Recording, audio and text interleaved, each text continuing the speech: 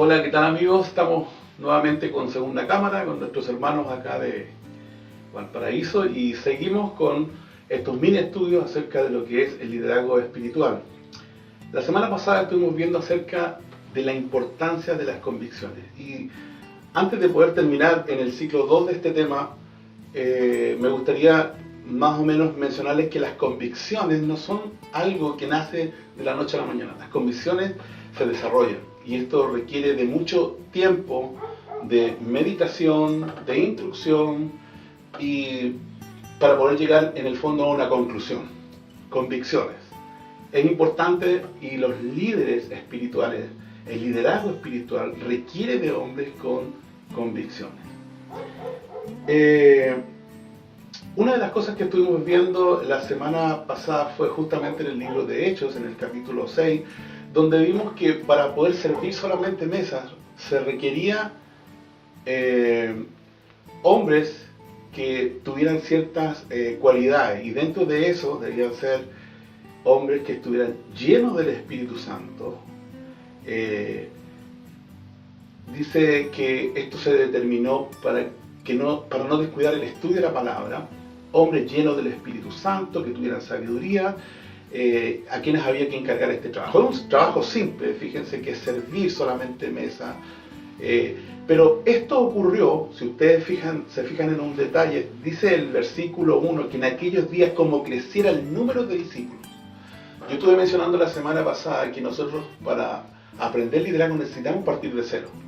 ¿Por qué? Porque si el día de mañana te toca a ti comenzar una obra de cero, tienes que tener el conocimiento y la práctica en todas las áreas que requiere levantar una obra. Pero dice aquí el versículo 6 que el número de discípulos creció, por lo tanto las necesidades fueron mayores, y dice aquí que hubo murmuraciones entre los griegos contra los hebreos, que las viudas de aquellos eran desatendidas en la distribución diaria. En los trabajos diarios se hizo mucho el trabajo. Entonces los 12 convocaron a la multitud de los discípulos y dijeron: no es justo, no corresponde, no es bueno, no va a ser sabio que nosotros dejemos la palabra de Dios para servir a las mesas. Ahí está prácticamente justificado el delegar el trabajo, y esto es lo que debe hacer cualquier siervo o cualquier líder que está aprendiendo liderazgo, el delegar. Si ustedes recuerdan, Jetro, el suegro de Moisés, en Éxodo, en el capítulo 18, versículo 13 al 23, se los voy a leer textualmente. Dice: y aconteció que el día siguiente se sentó Moisés a juzgar al pueblo. El pueblo estuvo delante de Moisés desde la mañana hasta la tarde. Viendo el suegro de Moisés todo lo que él hacía con el pueblo, dijo: ¿qué es esto que haces tú con el pueblo? Porque te sientas tú solo y todo el pueblo está delante de ti desde la mañana hasta la tarde. Y Moisés respondió a su suegro: porque el pueblo viene a mí para consultar a Dios. Cuando tienen asuntos vienen a mí y yo juzgo entre el uno y el otro. Y declaró las ordenanzas de Dios y sus leyes. Entonces el suegro de Moisés le dijo: no está bien lo que haces. Fíjense este hombre como Dios le da la sabiduría. Desfallecerás de todo tú y también este pueblo que está contigo. O sea, tú te vas a cansar, tú no vas a poder hacer todo el trabajo, y además esto va a afectar al pueblo que está contigo, porque el trabajo es demasiado pesado para ti, no podrás hacerlo tú solo. El versículo 19 dice: oye ahora mi voz, yo te aconsejaré y Dios estará contigo. Estás tú por el pueblo delante de Dios y somete tú los asuntos a Dios. El 20 dice: y enseña a ellos las ordenanzas y las leyes, que es lo que tenemos que empezar a transmitir, enseñarle a ellos. Y muéstrales, aquí está la función del líder que está generando la puerta, abriendo puertas para que vengan otros al ministerio. Dice: oye ahora mi voz y te aconsejo que Dios estará contigo. Dice: enséñale a ellos las ordenanzas y las leyes y muéstrales el camino por donde deben andar. Y lo que han de hacer, además escoge tú. Y fíjense las características. Ya en el Antiguo Testamento está claro cuáles son las características de los líderes o los siervos, para no mencionar tanto esa palabra que a muchos les suena como música.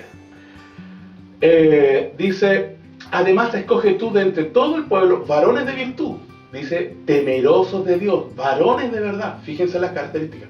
Varones de virtud, temerosos de Dios, varones de verdad, que aborrezcan la avaricia y ponlos sobre el pueblo por jefes de millares, de centenas, de 50 y de 10. ¿Qué harán ellos? Ellos juzgarán al pueblo en todo tiempo, y todo asunto grave lo traerán a ti, y ellos juzgarán todo asunto pequeño. Así aliviarán la carga de sobre ti y llevarán ellos contigo. Si esto hicieres y Dios te lo mandare, te podrás sostener, y también todo este pueblo irá en paz en su lugar.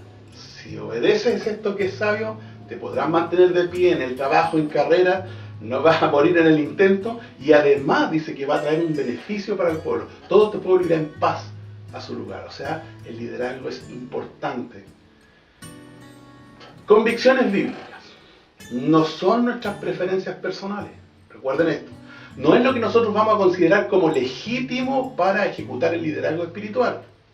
Tampoco ustedes, jóvenes o ancianos, adultos, no sé, todos los que vienen a involucrarse al servicio, tampoco ustedes deben pelear con sus líderes, menos con sus pastores, para definir cómo deben servir a Dios. Si tenemos algún reclamo, debemos hacerlo al Espíritu Santo y a Dios, quien creó los principios bíblicos del liderazgo y su ministerio escritural. Debemos mirar el liderazgo espiritual en la Biblia. Debemos estudiar el liderazgo espiritual en la Biblia. ¿Cuál debe ser nuestra base para el liderazgo? ¿Cuál es la fuente? La fuente de nuestras convicciones debe ser la palabra de Dios. No puede ser mi imaginación o lo que yo creo, no puede ser mi propia idea de las cosas. Por eso el énfasis de cada uno debe ser estar en la palabra, permaneciendo en forma constante. Como los nobles hermanos de Berea, recuerden ahí en Hechos 17. ¿Qué hacían ellos? Verificaban constantemente y todo el tiempo lo que las Escrituras revelaban acerca de las cosas de Dios. ¿Por qué es tan importante y deseable tener un liderazgo fuerte y convicciones firmes? El apóstol, ahí en la iglesia de Corintios, detectó la influencia que estaban ejerciendo algunos líderes que tenían pensamientos y filosofías personales acerca de Cristo y el Evangelio. En 1 Corintios, en el capítulo 15, versículo 33 al 34, miren lo que dice la Escritura, se los leo textualmente. No erréis, las malas conversaciones corrompen las buenas costumbres. Velad debidamente y no pequéis, porque algunos no conocen a Dios. Para vergüenza vuestra lo digo. Cuando las personas tienen falta de madurez, y son muchos los niños espirituales o los infantes en la vida espiritual, tienen una alta probabilidad de ser influenciados. El problema se presenta cuando la influencia no es según la palabra y el testimonio bíblico. Entonces, es aquí donde se requiere un liderazgo con convicciones firmes y fuertes. ¿Qué hace ese liderazgo? Es el que resguarda y cuida la grace de Dios. A veces los líderes o siervos de las iglesias sienten una tremenda presión por ser aceptados en algún grupo. Algunos son presionados por la aprobación de algunos líderes que yo les llamo líderes nocivos. El liderazgo nocivo puede afectar la vida y desarrollo de los más jovencitos, de los infantes, aquellos que son novatos, aquellos que son inmaduros en el cuerpo de Cristo y son arrastrados. Pueden llegar a ser confundidos, podemos ser nosotros mismos influenciados para aprender sus malas maneras, podemos aprender sus convicciones que pueden estar erradas. ¿Cómo obtenemos buenas convicciones? La convicción viene por un proceso personal de búsqueda y de estudiar las verdades universales de la palabra de Dios. Y allí es donde es vital la dirección del Espíritu Santo. Allí también es muy vital que actúe una limpia conciencia ante la autoridad de las Escrituras. Cada uno de nosotros debe desarrollar pensamiento, estudiar y meditar para llegar a una conclusión. El estándar siempre será la palabra de Dios. Pablo sabía bien que siempre está latente el riesgo de desviarse de la sana palabra.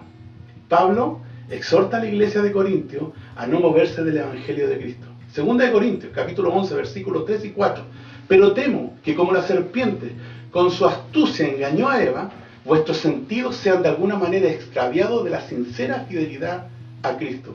Porque si viene alguno predicando a otro Jesús que el que hemos predicado, o si recibís otro espíritu que el que habéis recibido, u otro evangelio que el que habéis aceptado, bien lo toleráis. Fíjense ahí lo que Pablo está mencionando. Pablo siempre manifestó preocupación por la inestabilidad de los siervos en la iglesia, y dirigiéndose a la iglesia de Galacia, Gálatas 1, Gálatas capítulo 1, versículos 6 al 10 dice: estoy maravillado de que tan pronto os hayáis alejado del que os llamó por la gracia de Cristo para seguir un evangelio diferente. No que haya otros, sino que hay algunos que os perturban y quieren pervertir el evangelio de Cristo. Mas si aún nosotros o un ángel del cielo os anunciare otro evangelio diferente al que hemos anunciado, sea anatema. Como antes hemos dicho, también ahora lo repito: si alguno os predica diferente evangelio del que habéis recibido, sea anatema. Pues busco ahora el favor de los hombres o el de Dios. O trato de agradar a los hombres, pues si todavía agradar a los hombres, no sería un siervo de Cristo. ¿Cuáles son las convicciones? ¿Cuáles son mis convicciones? Creo firmemente que en la vida del líder siervo debe haber convicciones bíblicas en tu carácter, en mi carácter, en nuestros caracteres. Y cuando las cosas se ponen difíciles y cambian los escenarios, nosotros no cambiamos según la ocasión y la conveniencia. Nunca abandonamos las convicciones con respecto a, por ejemplo, mis convicciones. Creo firmemente en la lealtad, en la fidelidad, en la verdad, en la justicia, en la integridad. Para terminar, Romanos 1.5 dice, capítulo 14, versículo 1 al 5 dice: recibid al débil en la fe, pero no para contender sobre opiniones. El versículo 3 del versículo 14 dice: el que come no menosprecia al que no come, y el que no come no juzga al que no come, porque Dios le ha recibido. Miren el versículo 4 del capítulo 14. ¿Tú quién eres que juzgas al criado ajeno? Para su propio Señor está en pie, o cae por estar firme, porque poderoso es el Señor para hacerle estar firme. Uno hace la diferencia entre día y día, otro juzga igualmente todos los días. Cada uno esté plenamente, y esto es lo importante, cada uno esté plenamente convencido en su propia mente de sus convicciones. ¿En qué crees? ¿Cuáles son tus convicciones? Que el Señor te bendiga, y te dejo invitado para la próxima semana para que sigamos viendo liderazgo espiritual. Bendiciones.